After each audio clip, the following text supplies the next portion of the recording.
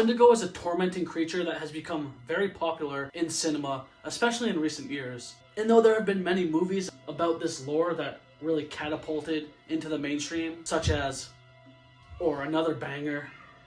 But you know me, I like to talk about early 2000s movies, ones that are nostalgic to me, or ones that I completely missed out on. So today we're going to talk about 2001, Wendigo. What up, y'all? Welcome back to Phantom of the Indie Review. I'm your host, Deer Hunter Dill. We're on the journey of 4,000 subscribers by Christmas. Yes! Y'all like my little festive background?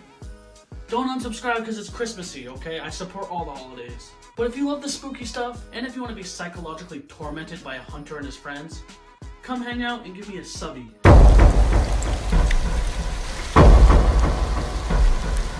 Wendigo from 2001 is one of those rare gems for me because though the title suggests it is very supernatural and it's going to be maybe a monster movie or a slasher with a supernatural entity in it, the movie is very more psychological. Writer and director created a movie that kind of lets you create your outcome for it by not force-feeding all the information down your throat. And this is a indie film, so finally, Phantom of the Indie Review is talking about an indie movie. I'm not a hypocrite, I swear. But this movie stars Jake Weber, the man we know and love from the 2004 Dawn of the Dead, Eric Per Sullivan, the cute little rascal from Malcolm in the Middle, such a great actor for a child. I wish he had done more in the early 2000s. And Patricia Clarkson as a family, the dad being George, a photographer. And as they go on a wintry weekend escape to upstate New York for a little family time vacation, they fall victim to a dark force. Them on the way to this cabin and they accidentally run into a deer, and as if that's not bad enough, the hunters that were in the woods hunting it are really annoyed by this because they're like, that was our kill,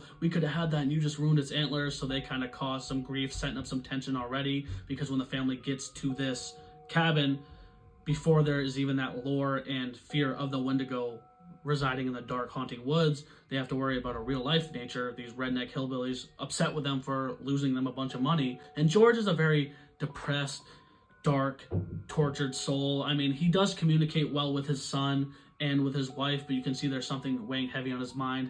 Him and his wife are constantly giving the little son, Miles, a bunch of life lessons, but they are disagreeing in their parenting natures because, like we saw with George talking to the hunters, he has a strong backbone. He doesn't let people walk all over him. And then the wife, she pays him $20 for the inconvenience, and she seems to be more rational. She's like a therapist or a psychological doctor, so they have that fine contrast.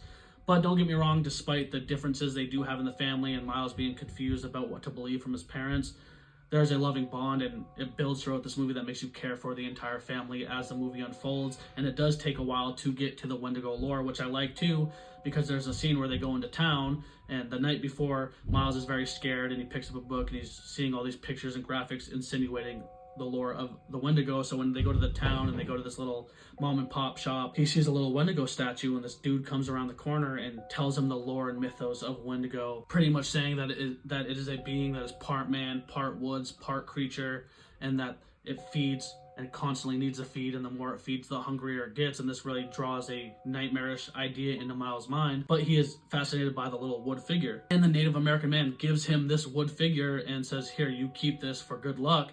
And then as they go to check out, the girl at the register is like, aren't you going to pay for that? And Miles is like, yo, that man gave me this, and starts to lay that kind of early 2000s generic plot where the mom's like, Miles is lying all the time. He said an Indian man gave him this little statue and he just wants your attention. She says that to the dad, and Miles is like, dude, I'm not kidding. But the thing that's believable about Miles is that he's not creepy like a lot of kids are in movies, and he doesn't have like behavioral issues. The mom kind of like suggests that onto him, but you're like, dude, if he said someone gave him the toy, someone gave him the toy. As they get back to the house, the movie does take a lot of time slowly building, and it has a very cool directing and editing style and vibe to it. There are these shots where it just seems kind of like, not found footage, but like an indie piece, like a project, where how the director will super fast cut frames or zoom in peculiar spots showcasing just certain, images in a book, or the aesthetic around the store,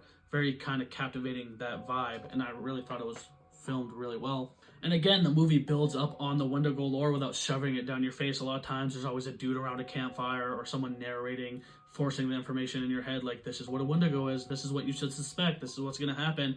But in this movie, it doesn't do that for you.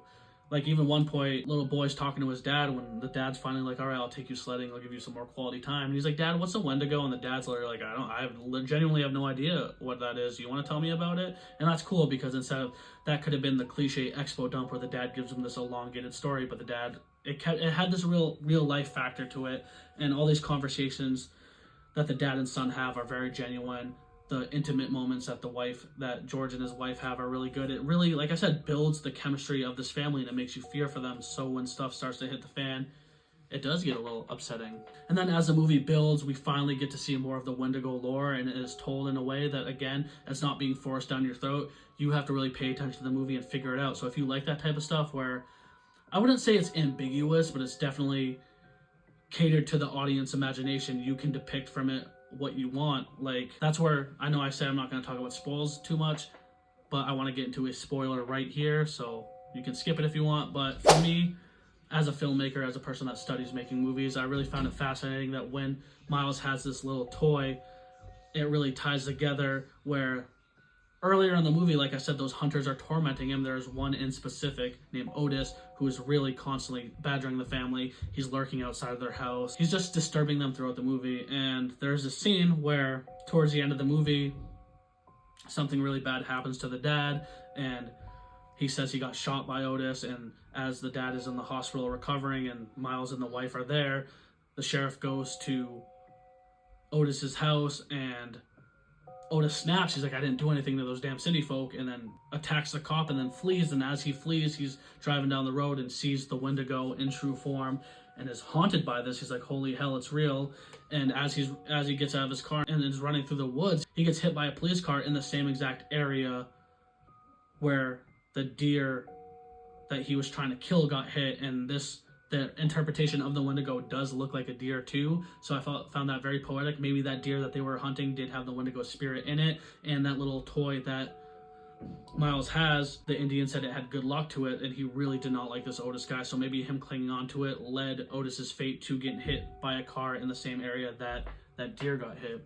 Spoiler over. And there's a bunch of other stuff like that really ties together if you think about it. So when I was first watching the movie, I was a little confused, I'm not gonna lie, but then I thought about it more. That's why I didn't film the video right away. Sometimes I watch a movie and film it instantly, but I really tied together and pieced together a lot of images and story plots that, because I wasn't told exactly what was supposed to happen, that I created on my own. And it's not far-fetched, it's not speculation. I think that's really what the director's intention was.